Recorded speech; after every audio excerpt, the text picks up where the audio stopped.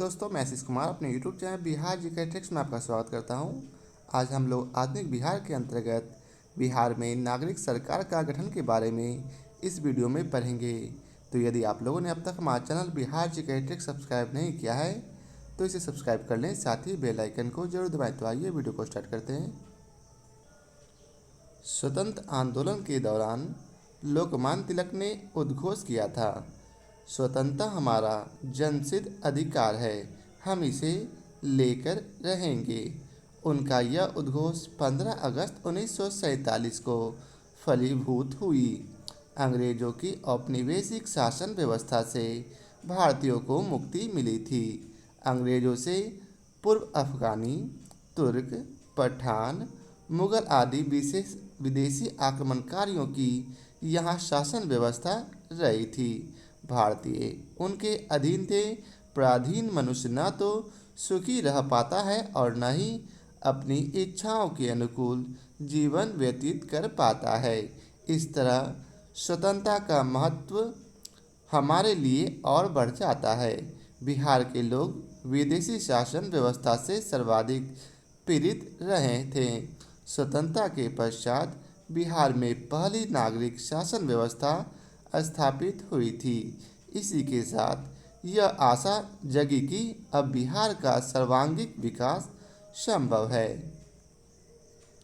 आगे है, वर्तमान बिहार में राज्य व्यवस्था क्रमबद्ध तरीकों से विकसित हुई है और यह भारत के व्यापी राज्य व्यवस्था का एक अभिन्न अंग है।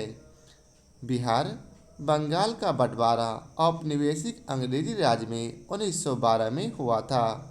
इस बंटवारे के बाद 1912 में व 1935 के भारत सरकार अधिनियमों के अंतर्गत प्रांतीय शासन से संलग्न प्रावधानों का बिहार के प्रशासन में भी क्रियान्वयन हुआ था। भारतीय संविधान का निर्माण एक संविधान सभा द्वारा हुआ, जिसका निर्माण स्वतंत्रता से पूर्व 1946 में कैबिनेट मिशन की सिफारिशों से किया गया था। 15 अगस्त 1947 को भारत औपनिवेशिक शासन व्यवस्था से स्वतंत्र हुआ और स्वतंत्रता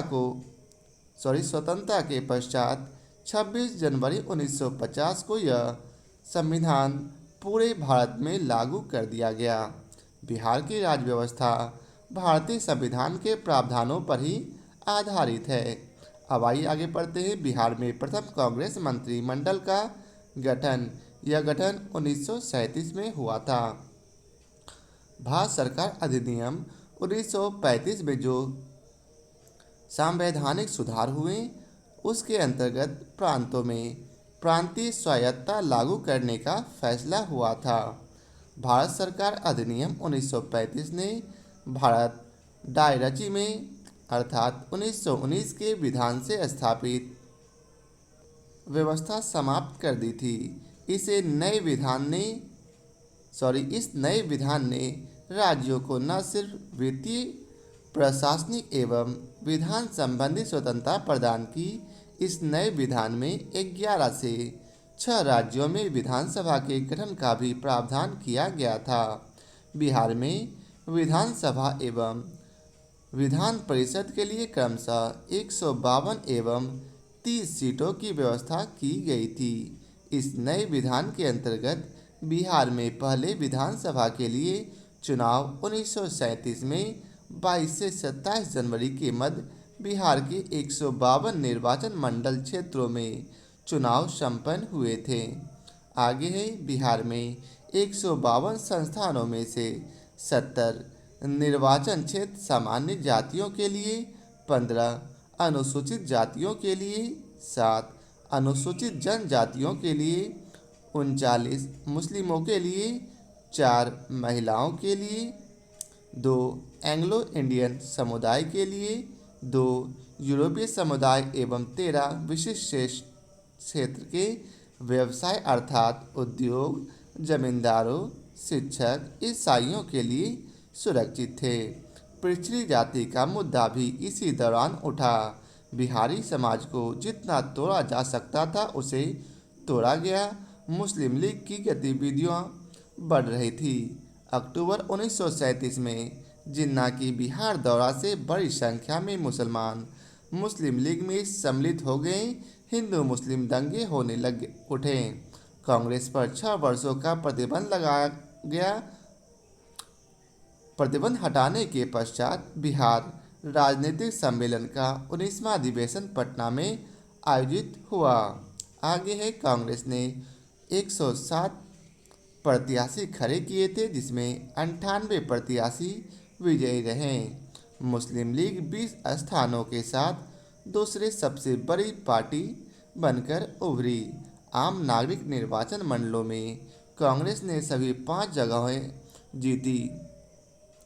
ग्रामीण निर्वाचन मंडलों में 73 में 68, अनुसूचित जातियों के 15 निर्वाचन मंडलों में 14, मुस्लिम निर्वाचन मंडलों में 5, 4 महिला निर्वाचन मंडलों में से 3 पर और 3 श्रमिक निर्वाचन मंडलों में से 2 पर कांग्रेस प्रत्याशी विजयी रहे थे। विधान परिषद के लिए 8 कांग्रेसी प्रत्याशी विजयी रहे। इस तरह दोनों सदनों को मिलाकर सम्मिलित रूप से कांग्रेस को पूर्ण बहुमत मिल गया था। आगे है, 17 से 18 मार्च 1937 को दिल्ली में कांग्रेस की बैठक हुई, जिसमें प्रांतों में कांग्रेस मंत्रिमंडल गठित करने की अनुमति दी गई थी। साथ ही गवर्नर ने अपने विशेषाधिकार के प्रयोग न करने का आश्वासन मांगने को कहा गया। बिहार में श्री कृष्ण सिंह को मंत्रिमंडल गठित करने का आमंत्रण मिला था। उन्होंने गवर्नर से उक्त आशय का आश्वासन मांगा। गवर्नर ने इस तरह का आश्वासन देने से स्पष्ट मना कर दिया था। आश्वासन न मिलने के कारण श्री कृष्ण सिंह ने सरकार बनाने से इनकार कर दिया। फलस्वरूप इंडिपेंडेंट पार्टी के मोहम्मद यूनुस को मार्च 1937 में एक कार्यकारी सरकार बनाने का कार्यभार सौंप दिया गया। उसने अंतरिम मंत्रिमंडल का गठन कर लिया, परंतु संवैधानिक प्रावधानों को लेकर प्रश्न उठाए जाने लगे। गतिरोध बनी रही। आगे 21 जून 1937 को वायसराय लिनलिथगो के वक्तव्यों ने संशयों को दूर करने में सफलता पाई और अंततः 20 जुलाई 1937 को श्री कृष्ण के प्रधानमंत्रित्व में प्रथम कांग्रेसी मंत्रिमंडल गठित हुई। उस काल में प्रांतीय मुख्यमंत्री के लिए प्रधानमंत्री शब्द प्रयुक्त होता था। डॉक्टर सच्चिदानंद सिन्हा बिहार विधानसभा के प्रोटेम स्पीकर नियुक्त हुए। 23 जुलाई 1937 को रामदयालु सिन्हा बिहार विधानसभा के अध्यक्ष एवं प्रोफेसर अब्दुल बारी उपाध्यक्ष निर्वाचित हुए थे। 30 अक्टूबर 1939 को भारत को द्वितीय विश्व युद्ध में बिना सहमति के सम्मिलित किए जाने के मुद्दे को लेकर सभी प्रदेशों के कांग्रेसी सरकार ने अपना विरोध प्रकट करते हुए त्यागपत्र दे दिया। राज्य की विधानसभा भंग कर दी गई। अब है अंतरिम कांग्रेस मंत्रिमंडल का गठन। यह 1946 में हुआ था।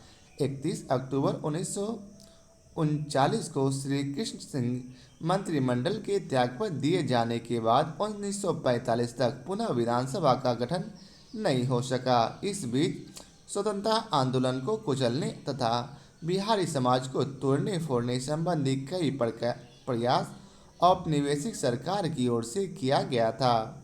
भारत छोड़ो आंदोलन, किसान आंदोलन, पटना सचिवालय में गोलीकांड, यह 11 अगस्त 1942 में हुआ था। आज़ाद दस्ते का निर्माण, सियाराम दल द्वारा क्रांतिकारी गतिविधियां, मुस्लिम लीग द्वारा बिहार विभाजन की मांग, गांधी जी का बिहार दौरा, हिंदू मुस्लिम दंगे आदि इस बीच हुए थे।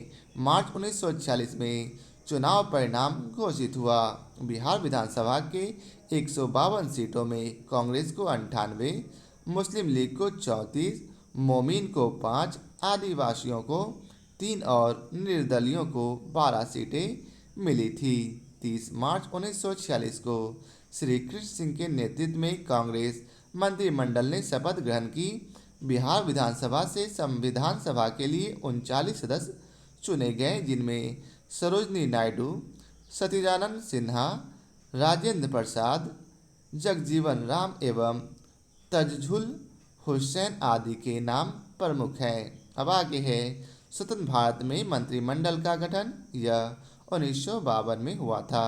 स्वतंत्र भारत के संविधान के अंतर्गत प्रथम आम निर्वाचन 1952 में हुआ, जिसके अंतर्गत विधानसभा के सदस्यों की संख्या 330 निश्चित की गई थी एवं एक मनोनीत सदस्य का प्रावधान था। श्री कृष्ण सिंह ने बिहार के मुख्यमंत्री का कार्यभार संभाला और अपनी मृत्यु 31 जनवरी 1961 तक बिहार के मुख्यमंत्री बने रहे थे। अब आइए चलते हैं इसके प्रश्न कोश को देखते हैं। तो पहला प्रश्न है, गणतांत्रिक शासन व्यवस्था विश्व समाज को कहाँ से प्राप्त हुआ? तो इसका उत्तर है बिहार। अगला प्रश्न है, बिहार के किस क्षेत्र से गणतांत्रिक शासन व्यवस्था पल्लवित व पुष्पित हुआ? तो इसका उत्तर है वैशाली। अगला प्रश्न है, आज से 2500 वर्ष पूर्व लिच्छवी लोकतंत्र की राजधानी कहाँ थी? तो इसका उत्तर है वैशाली। अगला प्रश्न है, लिच्छवी गणराज्य का उल्लेख हुआ है? तो इसका उत्तर है उपयुक्त सभी जगह, अर्थात अंगुत्तर निकाय, विनय पिटक, फाहियान, युआन चुहान, ह्वेनसांग, इतिसंग आदि बौद्ध तीर्थ यात्रियों के यात्रा वृत्तांत में।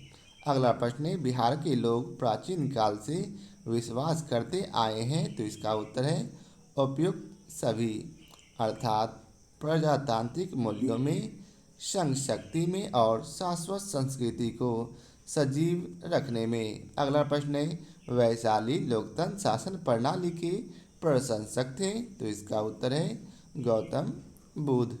अगला प्रश्न है, बिहार बंगाल का बंटवारा हुआ था? तो इसका उत्तर है 1912 में। अगला प्रश्न है, भारत सरकार द्वारा 1935 में जो संवैधानिक सुधार किए गए उसके अंतर्गत फैसला हुआ? तो इसका उत्तर है ए, अर्थात प्रांतीय स्वायत्त लागू करने का फैसला। अगला प्रश्न है, नए विधान के तहत 1937 में भारत के कितने राज्यों में चुनाव हुए थे? तो इसका उत्तर है कुल 6 राज्यों में। अगला प्रश्न है, 1937 के चुनाव में बिहार विधानसभा के लिए कितनी सीटों के लिए व्यवस्था की गई थी? तो इसका उत्तर है 152। अगला प्रश्न है, 1937 के चुनाव में बिहार विधान परिषद के लिए कितने सीटों की आवश्यकता थी? तो इसका उत्तर है 30। अगला प्रश्न है, नए विधान के अंतर्गत बिहार में पहले विधानसभा के लिए चुनाव 1937 में हुए थे? तो इसका उत्तर है 22 से 27 जनवरी के मध्य। अगला प्रश्न है, 1937 में 152 विधानसभा सीटों में कांग्रेस कितने प्रत्याशियों को खड़ा किया था? तो इसका उत्तर है 107। अगला प्रश्न है, 1937 के चुनाव में कांग्रेस के कितने प्रत्याशी चुनाव जीते थे? तो इसका उत्तर है 98। अगला प्रश्न है, 1937 के बिहार विधानसभा चुनाव में कांग्रेस सबसे बड़ी पार्टी के रूप में उभरी, परंतु गवर्नर ने कांग्रेस के स्थान पर इंडिपेंडेंस पार्टी के मोहम्मद यूनुस को कार्यभार सौंप दिया था। अंग्रेज गवर्नर ने ऐसा क्यों किया था? तो इसका उत्तर है डी, उपयुक्त सभी के कारण, अर्थात क्योंकि कांग्रेस गवर्नर से अपने विशेषाधिकार के प्रयोग न करने का आश्वासन चाहती थी। वहीं दूसरा, गवर्नर ने आश्वासन देने से मना कर दिया था। और तीसरा है, अंग्रेज मुस्लिम लीग को हर संभव मदद कर रहे थे। अगला प्रश्न है, राजनीतिक स्थिति सुधारने के पश्चात श्री कृष्ण सिंह बिहार के पहले प्रधानमंत्री अर्थात मुख्यमंत्री बने थे कब? तो इसका उत्तर है 20 जुलाई 1937 को। अगला प्रश्न है, 1937 के चुनाव के बाद कौन बिहार विधानसभा के अध्यक्ष निर्वाचित हुए थे? तो इसका उत्तर है राम दयालु सिन्हा। अब अगला प्रश्न है, 1939 में कांग्रेसी सरकार ने त्यागपत्र क्यों दे दिया था, जिससे बिहार विधानसभा को भंग करना पड़ा था? तो इसका उत्तर है ए, अर्थात द्वितीय विश्व युद्ध में बिना सहमति के भारत को द्वितीय विश्व युद्ध में सम्मिलित करने के मुद्दे को लेकर। अब अगला प्रश्न है, भारत छोड़ो आंदोलन के पश्चात किसने सांप्रदायिक आधार पर बिहार का विभाजन का मुद्दा उठाया था? तो इसका उत्तर है मुस्लिम लीग ने। अगला प्रश्न है, मार्च 1946 के चुनाव में बिहार विधानसभा के लिए कांग्रेस ने कितने सीटों पर विजयी हुई थी? तो इसका उत्तर है 98। अगला प्रश्न है, श्री कृष्ण सिंह के नेतृत्व में कब 1946 में कांग्रेस मंत्रिमंडल ने शपथ ग्रहण की थी? तो इसका उत्तर है 30 मार्च 1946 को।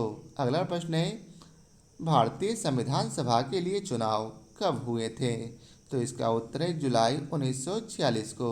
अगला प्रश्न है, बिहार विधानसभा के बिहार विधानसभा से भारतीय संविधान सभा के लिए कितने सदस्य चुने गए थे? तो इसका उत्तर है 39। अगला प्रश्न है, किस औपनिवेशिक कानून से भारतीय संविधान ने बहुत सी धाराओं को अपनाया था? तो इसका उत्तर है सी अर्थात 1935 का भारतीय सरकार का कानून।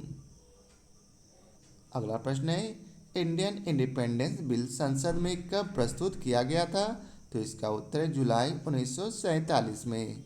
अगला प्रश्न है, देश के बंटवारे के पश्चात संविधान सभा के कितने सदस्य रह गए थे जिन्होंने भारत की संविधान सभा के निर्माण में भाग लिया था? तो इसका उत्तर है 299। अगला प्रश्न है, संविधान सभा ने भारतीय संविधान को कब पारित किया? तो इसका उत्तर है 26 जनवरी 1950 को। अगला प्रश्न है, संविधान सभा का पहला अध्यक्ष कौन था? तो इसका उत्तर है सच्चिदानंद सिन्हा। अगला प्रश्न है, इनमें से कौन सी एक बात लोकतंत्र की विशेषता नहीं है? तो इसका उत्तर है डी अर्थात वहाँ सदा एक पार्टी का शासन होता है। यह बिल्कुल गलत है। अगला प्रश्न है, लोकतांत्रिक संविधान में इनमें से कौन सा प्रावधान नहीं रहता? तो इसका उत्तर शासन प्रमुख का प्रावधान। अगला प्रश्न है, संविधान निर्माण समिति के अध्यक्ष थे? तो इसका उत्तर है भीमराव अंबेडकर। अगला प्रश्न और आज के वीडियो का आखिरी प्रश्न है, भारतीय संविधान के अंतर्गत बिहार विधानसभा की सदस्यों की संख्या तय की गई? तो इसका उत्तर है 330। तो यह था आज के वीडियो का आखिरी प्रश्न। तो आशा करता हूँ आप लोगों को हमारा यह वीडियो पसंद आया हो। यदि आप लोगों को हमारा यह वीडियो पसंद आया हो तो लाइक और शेयर जरूर करें। फिर मिलते हैं नए चैप्टर के साथ। आज के लिए बहुत बहुत धन्यवाद।